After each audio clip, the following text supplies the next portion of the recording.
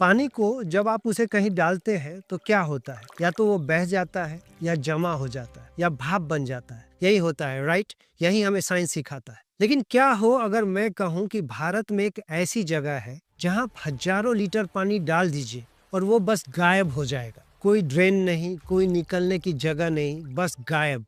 और ये तो कुछ भी नहीं है। क्या हो अगर उसी जगह पर हर 60 साल में अपने आप बाढ़ आती हो और कुछ ही मिनट बाद वो पानी भी वैसे ही गायब हो जाता हो। ये कोई कहानी नहीं, ये एक ऐसा रहस्य है जिसे मॉडर्न साइंस आज तक सॉल्व नहीं कर पाया। ये है आंध्र प्रदेश का गुड्डी मल्लम मंदिर। अब जरा सोचिए, जब किसी पुरानी चीज की उम्र पता की जाती है तो हम किस चीज पर भरोसा करते हैं? साइंटिस्ट्स और सरकारी रिकॉर्ड्स पर, है ना? लेकिन क्या हो अगर ऑफिशियल रिकॉर्ड और हजारों साल से चली आ रही स्थानीय मान्यता में 10,000 साल का फर्क हो? ये कोई काल्पनिक सवाल नहीं है, ये आंध्र प्रदेश के गुड्डी मल्लम गांव की सच्चाई है। और ये 10,000 साल का फासला सिर्फ कुछ नंबरों का खेल नहीं है, ये हमारे पूरे इतिहास की समझ को चैलेंज करता है। एक गांव तिरुपति शहर से ज्यादा दूर नहीं है, यहीं पर है परशुरामेश्वर स्वामी मंदिर। बाहर से देखने पर शायद आपको ये एक नॉर्मल मंदिर लगे, लेकिन ASI यानी हमारी सरकार का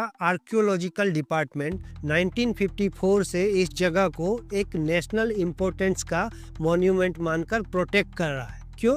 क्योंकि इसके गर्भगृह में जो शिवलिंग है वो एक अनसुलझा रहस्य है। यह शिवलिंग लगभग 5.5 फीट ऊंचा है और इसके पत्थर पर सामने की तरफ भगवान शिव की पूरी मूर्ति उकेरी हुई है। शिव यहाँ एक शिकारी के अवतार में है, एक हाथ में कमंडल, दूसरे में एक भेड़ और कंधे पर एक कुल्हाड़ी। लेकिन सबसे हैरान करने वाली डिटेल ये है कि शिव एक बौने आदमी के कंधों पर खड़े हैं। इस बौने को सनातन परंपरा में अपसमार पुरुष यानी अज्ञान का प्रतीक माना जाता है और शिव को उसके ऊपर खड़ा होना ज्ञान की अज्ञान पर जीत दिखाता है। लेकिन 1911 में जब इतिहासकार A. गोपीनाथ राव ने इसे स्टडी किया तो उन्होंने लिखा कि ये बौना हारा हुआ नहीं बल्कि खुश और मुस्कुराता हुआ दिख रहा है। मतलब एक ही मूर्ति और उसके 100 अलग अलग मतलब। ये सिर्फ शिव नहीं है, ये त्रिदेव का रूप है। ब्रह्मा, विष्णु, महेश सब एक ही पत्थर में। और इसकी बनावट में भी गहरा रहस्य है। इसका बीच का हिस्सा यानी शाफ्ट 7 नहीं बल्कि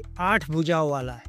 माना जाता है कि इसका स्क्वायर बेस पृथ्वी, 8 भुजाओं वाला शाफ्ट हवा और गोल शिखर आकाश का प्रतीक है।